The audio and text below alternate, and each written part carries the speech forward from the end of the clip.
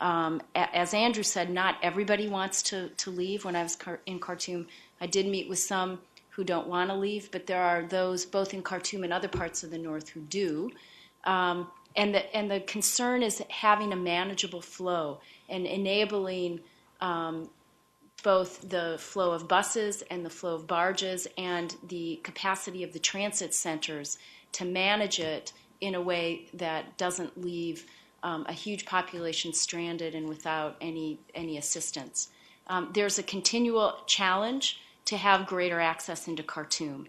But at the same time, there has been a need for the governors of the southern states to be responsible in the way and they are the ones who are responsible for arranging transport, to do so in a responsible way, and for them to have greater capacity to manage this approach. Thank you. Mr. Pronk, you had a question directed specifically at you.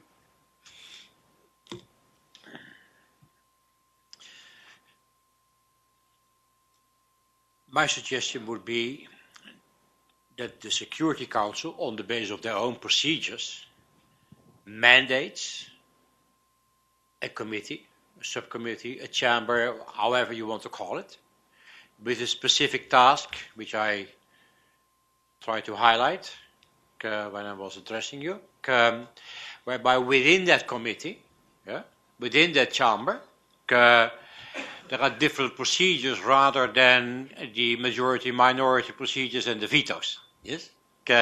So the Security Council mandates a specific committee to deal with political issues, whereby within that political body, activities of a non-military but clearly political character, sending out missions, negotiating, putting pressure, are being carried out with a strong power also of the Secretary General of the United Nations, who has to be empowered. So you use the power of the Security Council, but you do not paralyze yourself by means of the decision-making procedures within the Security Council.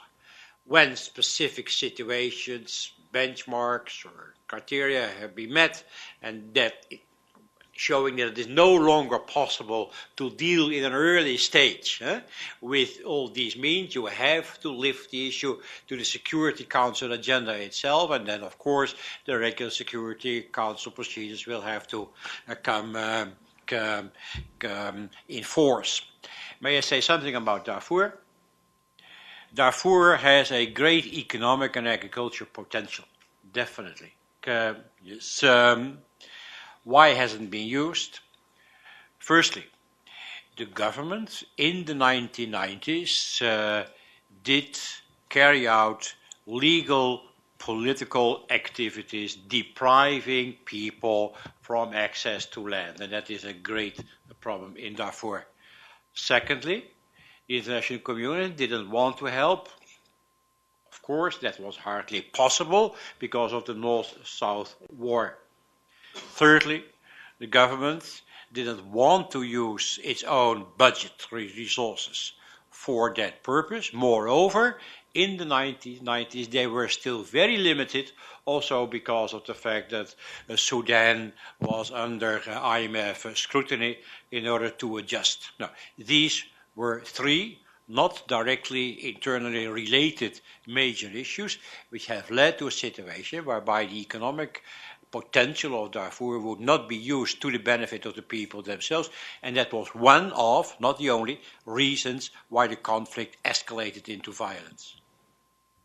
I'm a little bit more skeptical about the potential of Darfur as long as there isn't the transport infrastructure to allow inputs and exports from that province to the rest of Sudan. There's a malfunctioning railroad and there are no tarmac roads. Inadequate airports. But that brings us on to Mr. Freeman's point about infrastructure. Andrew, I don't know if you'd like to comment on that. There was a party conference of the NCP, Bashir's party, in Port Sudan, I think it was in early 2008, and a paper was leaked out. I think someone went there who was upset with the regime, even though he's an NCP member. And it was by Minister Hamdi, who was the guy who reformed the economy of Sudan in the early 1990s. He's a senior statesman. He's not in government now, but he's a very strong NCP member, and they listened to him. And he said, we've clearly lost the South. They're gone. This was in 2008. And we've lost Darfur. There's absolutely no way we're going to get back Darfur. We need to focus and concentrate for the survival of the NCP and the Islamist agenda on the Arab Triangle. The Arab Triangle's from Port Sudan to Sana'a, and I think if you look at it's the Nile River Valley north and south of Khartoum out to Port Sudan. That's been the plan since 1956. It's not a new idea. It's the three tribes that have been running the country since 1950. That's their idea of development. And if you look at the analysis of the budget of the central government since oil was discovered, massive misalignment of resources into the greater Khartoum area, the three cities, Omdurman, North Khartoum, and the Arab Triangle of Development. It looks like the Gulf states. There are cranes everywhere. Look at what's going on in Darfur or northern Kordofan or Blue Nile province. That's not what's happening. All of the resources going to the center. They are under siege, and they are building basically an economic wall of infrastructure in the center so they can survive if the country collapses. And that's literally what people are talking about, is the dissolution of the Sudanese state. We still think of Sudan as though it was going to survive.